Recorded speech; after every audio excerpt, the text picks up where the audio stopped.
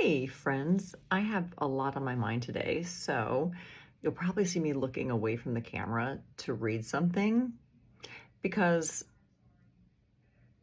my menopause brain combined with trying to memorize a whole bunch of stuff is not going to work. I mean, I walk into a room and I forget why I went in.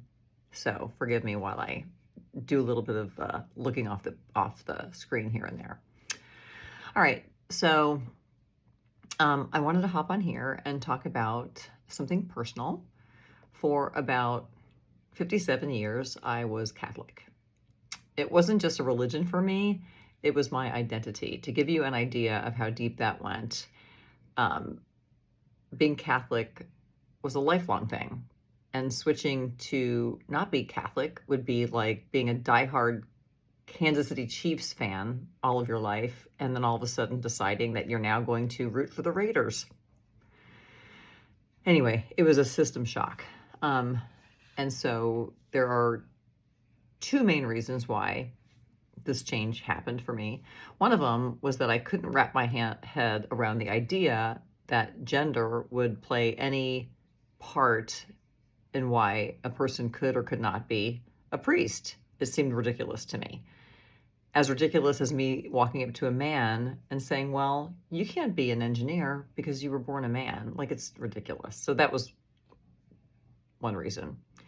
The other reason was that my second daughter came out to me as being a lesbian, and I realized that she would not really truly be welcomed there. And so I knew I was done. So today I'm happily Episcopal.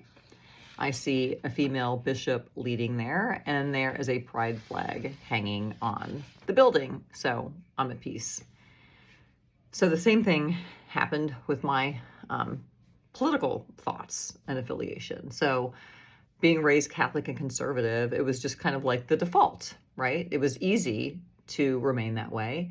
And then about 21 years ago, I moved from Missouri to central Pennsylvania, and I was in like the Penn State bubble.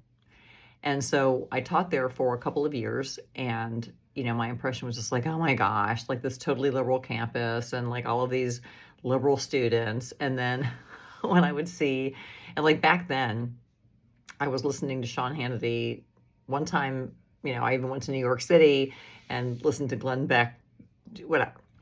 Anyway, so when I would see Jon Stewart, like on a TV screen somewhere, or I would hear somebody refer to Jon Stewart, I would kind of roll my eyes and go like, oh my God, crazy liberal. That's just to kind of tell you where I was at. So something happened, and I actually started to watch Jon Stewart, and my mind was blown. I was just like, wow, like this guy is freaking smart.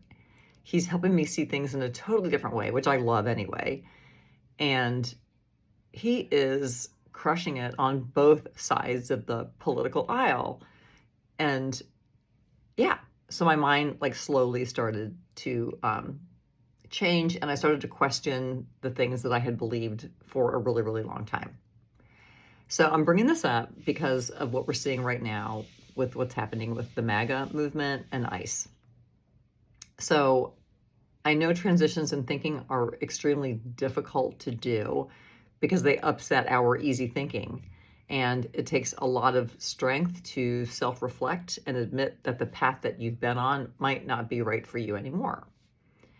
So if you look at what's happening today, especially like in Minneapolis and all of the intensity of the ICE raids, and you think everything is fine, then honestly, this message is not for you at all.